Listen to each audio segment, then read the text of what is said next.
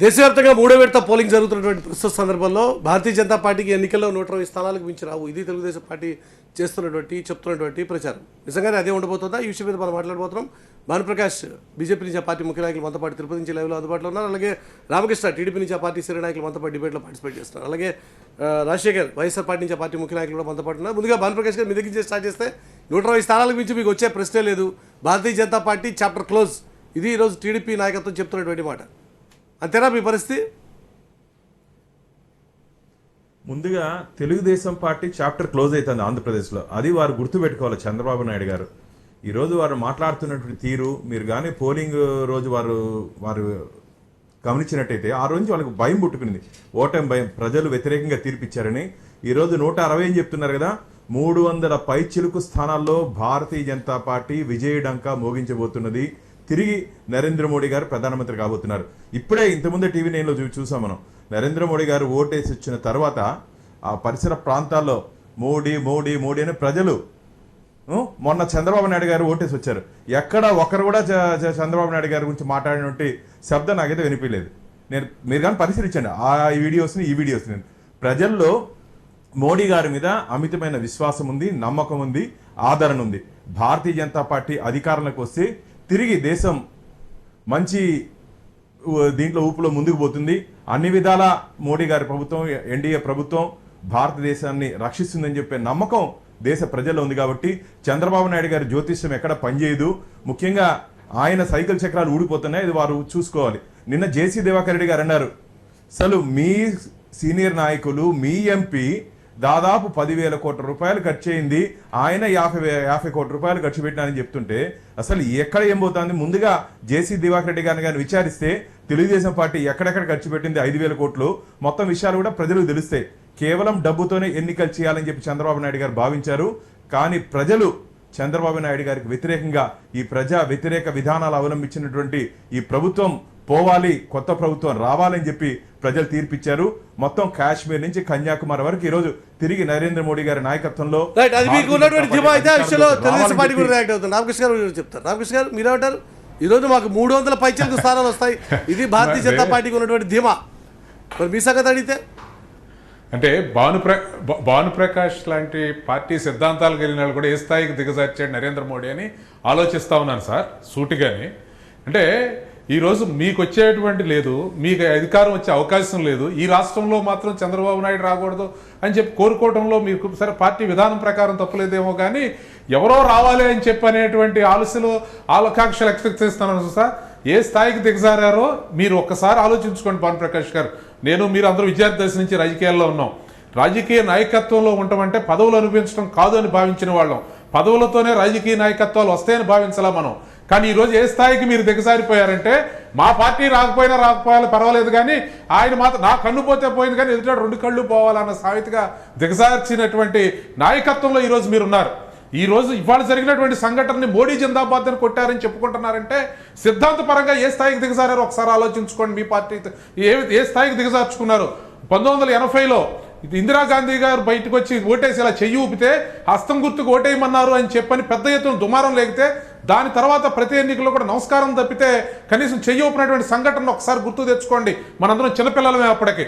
ఈ రోజు బయటకు వచ్చి అంత దూరం నడిచి ఈ రోజు అదొక ఎన్నికల ప్రచారం లాగా నిర్వహించి జెండాలు పుచ్చుకుని సింబల్స్ పుచ్చుకుని చేస్తూ ఉంటే నిబంధనల్ని ఒక ప్రధానమంత్రి ఉల్లంఘిస్తూ ఉంటే ఈ రోజు ఏ జాతీయ భావాలను స్థాపించారో దాని మౌలిక సిద్ధాంతాలకే ఆ మౌలిక స్టేషన్కి 100 మీటర్లు పోలింగ్ స్టేషన్కి 100 మీటర్లు పోలింగ్ స్టేషన్కి 100 మీటర్లు మీకు తెలుసు. మీరు కూడా ఓటేశారు, నేను ఓటేసా.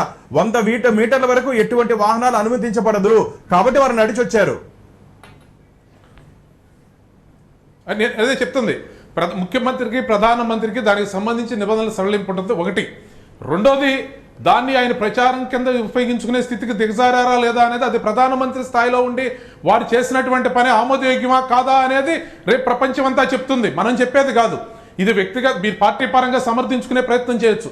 ఈ రోజు అది నైతికంగా కరెక్టా కాదా అనేది నరేంద్ర మోడీ గారికి కూడా తెలుసు. నేను ఇక్కడ మాట్లాడేది ఏంటంటే ఈ రోజు ఎందుకు ఈ వ్యవస్థలను ఈ విధంగా దిగజారుస్తూ ఉన్నారు మీరు? ఎందుకు ఈ వ్యవస్థలను ప్రధానమంత్రి హోదాని దిగజారుస్తూ ఉన్నారు? హోదాకి ప్రధానమంత్రి హోదాలో ఉండి కులాల పేరు ఎందుకు ప్రస్తావిస్తున్నారు? మాజీ ప్రధానమంత్రి నన్ను హత్య చేయబోయాడు అని చెప్పి సుపారీ ఇచ్చారని చెప్పి ఎందుకు అలాంటి మాటలు మాట్లాడుతూ ఉన్నారు? ఈ రోజు మీరు చెప్పారు దివాకర్ రెడ్డి గారి మీద సంబంధించినటువంటి విషయాలు మాట్లాడారు. సరే, దివాకర్ రెడ్డి గారు దీని మీద పోటీ చేయలేదు, కానీ దేశవ్యాప్తంగా ఎన్నికల్లో ఏ విధంగా ఎన్నికల సంఘం కళ్ళు మూసుకుపోయిందో, ఎన్నికల నిబంధనలు ఎన్నికల్లో పెరిగినటువంటి ఖర్చులు వ్యయాల గురించి సెపరేట్ చర్చ పెడితే అది సెపరేట్ చర్చ. ఈ రోజు జరుగుతున్నటువంటి పరిణామాల గురించి మాట్లాడితే భానుప్రకాష్ గారు రామకృష్ణ ఒక్క నిమిషం అయితే ఈ విషయంలో రాజశేఖర్ గారు కూడా జోక్యం చేసుకుంటారు. రాజశేఖర్ గారు ఎవరినో గెలిపించడం కోసం ఈరోజు భారతీయ జనతా పార్టీ తాపత్రయపడుతుంది. అది ఎవరో కాదు, మీరే. దాని గురించి పెద్ద దాపరకు వెళ్ళే, దాని గురించి వేరే అదే రహస్య ఎజెండా కాదు. ఎన్నికల ముందు ఎన్నికల తర్వాత కూడా మిమ్మల్ని టార్గెట్ చేసే ఈ కార్యక్రమం జరుగుతుంది. ఏం చెప్తారు మరి ఇప్పుడు? భానుప్రకాష్ గారు విజయావకాశాల గురించి చెప్పారండి. సహజంగా ఏదైనా రాష్ట్రంలో ఎన్నికలు జరిగినప్పుడు విజయావకాశాలు ఎవరుకున్నాయా అనేటువంటిది, ఓటమి భయం ఎవరుకున్నదా అనేటువంటిది విశ్లేషణ ఏ పార్టీ అని చేస్తుంది. అందులో ఒకళ్ళకి సపోర్ట్ చేశారని, లేదా మరొకరు మాకేదో సపోర్ట్ చేశారు అనేటువంటిది మాత్రం సరైనటువంటి విధానం కాదు. ఆ ఆలోచన కూడా తెలుగుదేశం నాయకులు మానుకోవాల్సిన అవసరం ఉంది. ఎందుకంటే అది ఒకళ్ళు చెప్పినంత మాత్రాన ఒకరికి గెలుపు అవకాశాలు అనేటువంటిది వస్తాయి అనేటువంటిది పొరపాటు. అది ప్రజలు నిర్ణయం చేశారు. ఆంధ్ర ప్రజలు ఏదైతే నిర్ణయం చేశారో అదే రేపు 23 తారీఖు బయటకు రాబోతూ ఉంది. కాబట్టి విజయ అవకాశాలు అనేటువంటిది ఏ ఒక్కరు నిర్ణయించేటువంటి అంశం కాదని చెప్తా ఉన్నానండి. తర్వాత వచ్చి ఇప్పుడు తెలుగుదేశం పార్టీ నాయకులకి ఏంటంటే ఓటమి భయం పట్టుకుంది. ఇప్పుడు భానుప్రకాష్ గారు ఏమి వైసీపీ గెలుస్తుందని చెప్పలేదు, టీడీపీ ఓడిపోతుందని చెప్పారు. ఉన్న పరిస్థితులను బట్టి, ప్రజల తిరుగుబాటును బట్టి వాళ్ళు ఇచ్చినటువంటి హామీలు నెరవేర్చలేదు కాబట్టి ఓడిపోయేటువంటి అవకాశం ఉందని చెప్తున్నారు.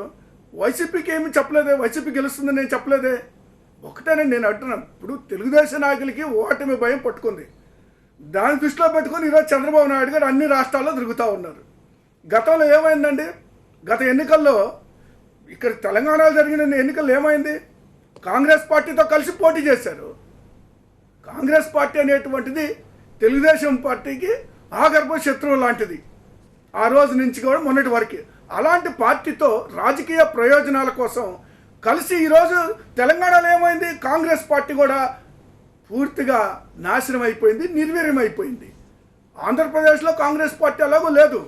ఈ తెలంగాణలో ఉన్నటువంటి కాంగ్రెస్ పార్టీ కూడా చంద్రబాబు నాయుడు గారు ఇప్పుడు జాతీయ పార్టీగా ఏ పార్టీ అధికారంలో రావాలని ఆకాంక్షిస్తా ఉన్నారో వాళ్ళు మాకు ఈ పార్టీతో సంబంధం లేదని చెప్తుంటే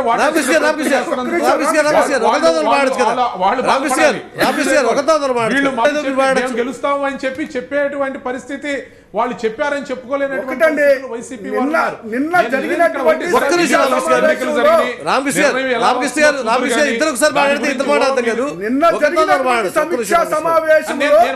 175 మంది అభ్యర్థులు మీ వాళ్ళే బయట పెట్టడం జరిగింది.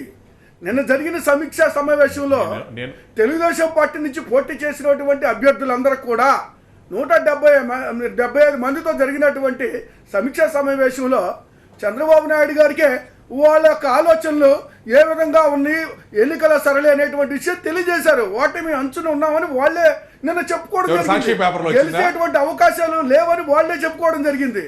కాబట్టి నిజంగా జరిగిన సమీక్షా సమావేశంలో ప్రజావేదికలో జరిగినటువంటి చర్చల్లో అదేనా మీ అవుట్కమ్, మీటింగ్ అవుట్కమ్ రాజశేఖర్ గారు అన్నట్టు?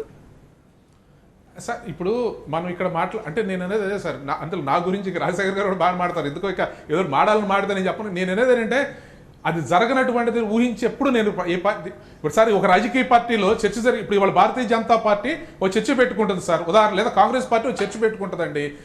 వాళ్ళు మేము ఎక్కడ గెలిచే అవకాశం లేదు అని చెప్పని అసలు అలాంటి చర్చ జరిగేటువంటి సందర్భం కానీ సంఘటన కానీ ఉంటుందండి. పేపర్లో రాయడానికి కూడా అర్థం పర్థం ఉండాలిగా మురళి గారు.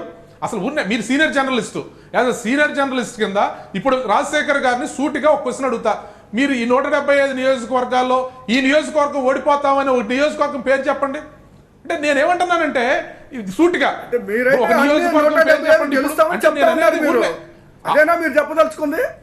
నేననేది 175 మీరు గెలుస్తారు. నేననేది ఏమంటే అక్కడ చర్చించుకునేటువంటి అంశాలలో మేము ఓడిపోతామని చెప్పి అభ్యర్థులు చెప్పారని సాక్షి పేపర్లో వార్త రాస్తే దాన్ని రాజశేఖర్ గారు వచ్చి TV9 ద్వారా ప్రజలకు చెప్పాలని ప్రయత్నం చేస్తే ఎలాగండి?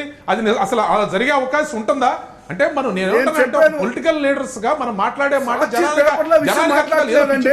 మాట్లాడుకుంటే అభ్యర్థుల విజయ అవకాశాల గురించి వాళ్ళకి వాళ్ళు చర్చించుకునే సందర్భం గురించి మాట్లాడాను నేను.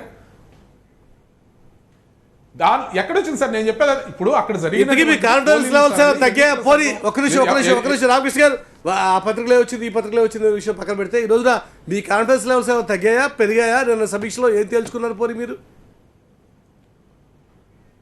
ఇక్కడ ఖచ్చితంగా తెలుగుదేశం పార్టీ విజయం సాధిస్తున్నారు, దానిలో ఏ విధమైనటువంటి ఓకే, అది మీకున్నటువంటి ధీమా, అది మీకున్నటువంటి ధీమా. రాజశేఖర్ గారు, వారికి అంత కాన్ఫిడెంట్ గా ఉంటే మీరెందుకు వారి కాన్ఫిడెన్స్ లెవెల్స్ తగ్గించే ప్రయత్నం చేస్తున్నారు?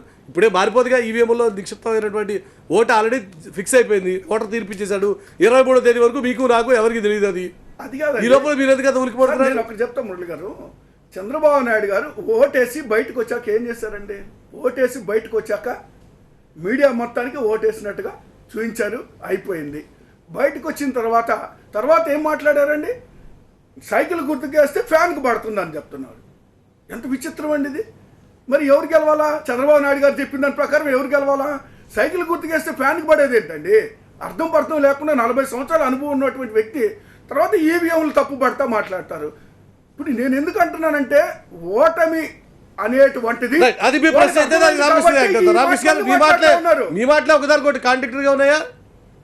మేము గెలుస్తామని మీరు చెప్తున్నారు, కానీ సైకిల్కి వేస్తే ఫ్యాన్కి పడ్డాయని చెప్పి మీరే ప్రచారం చేస్తున్నారు. సైకిల్కి వేస్తే ఫ్యాన్కి పడితే మీరు గెలిచే ప్రశ్న లేదు. అప్పుడు అంటే ఒక విషయంతో ఏకీపిస్తాను ఏంటంటే, ఈ మాట్లాడినటువంటి సందర్భం ఎన్నికల సంఘం లేదా ఎన్నికల చేసినటువంటి ఏర్పాట్లు లేదా ఎన్నిక జరుగుతున్నటువంటి తతంగం మీద చంద్రబాబు నాయుడు గారు మాట్లాడితే ఇప్పుడు వైఎస్ఆర్ కానీ లేదంటే ఇతరత్రా కానీ ఏంటంటే ఓడిపోతారు కాబట్టి ఇటువంటి పదాలు వాడి ఎన్నికల మీద ఎన్నికల సంఘం మీద నెపం మోపుతున్నారు అనేటువంటి ప్రచారం జరిగినటువంటి మాట వాస్తవం సార్. అయితే అది కాదు ఇక్కడ జరిగింది. అది ఆ క్లారిఫికేషన్ కానీ ఆ ఇష్యూ కూడా చాలాసార్లు చెప్పాం మేము. ఇది ఎన్నికల సంఘం మీద పోరాటం చేయడానికి లేదా ఎన్నికల ఎన్నికల సంఘం మీద పోరాటం కోసం ఒకలాగా, కాన్ఫిడెన్స్ లెవెల్స్కి వచ్చేసరికి గెలవబోతున్నారు మరొకలాగా మీరైతే మాట్లాడడానికి వీల్లేదుగా. ఒకవేళ ఈవీఎంలో తప్పుండి నిజంగానే ఈవీఎంలో తప్పుండి మీరు అనుకున్నట్టు ఈవీఎంలో ఒక పార్టీకి వేస్తే ఇంకో పార్టీకి పడే లెక్కనైతే మీరు గెలిచే ఆస్కారం ఉండదుగా.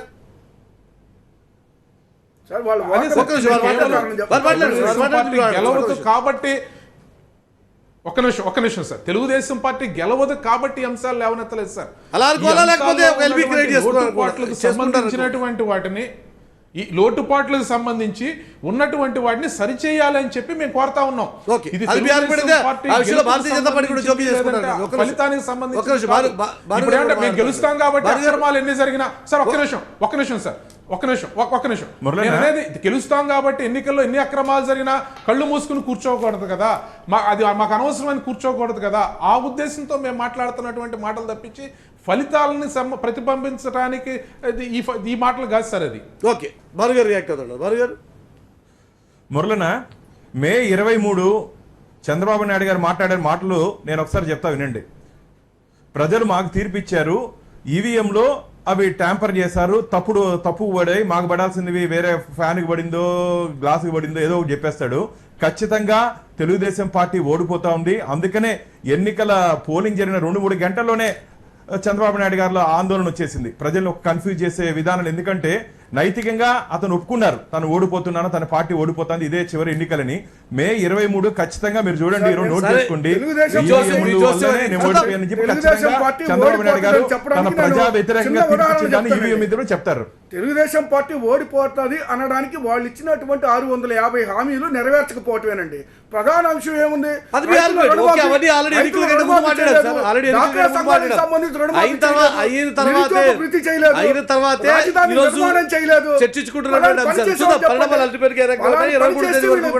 సరిగ్గా 4 రోజులు వ్యవధి. ఈ రోజు 23, వచ్చే 23 ఇదే సమయానికి దాదాపుగా క్లారిటీ రావడం స్టార్ట్ అవుతుంది. 8 గంటలకి ఆల్రెడీ ఇక కౌంటింగ్ స్టార్ట్ అవుతుంది. 9 గంటలకల్లా దాదాపుగా ఒక ఫస్ట్ పిక్చర్ వస్తుంది.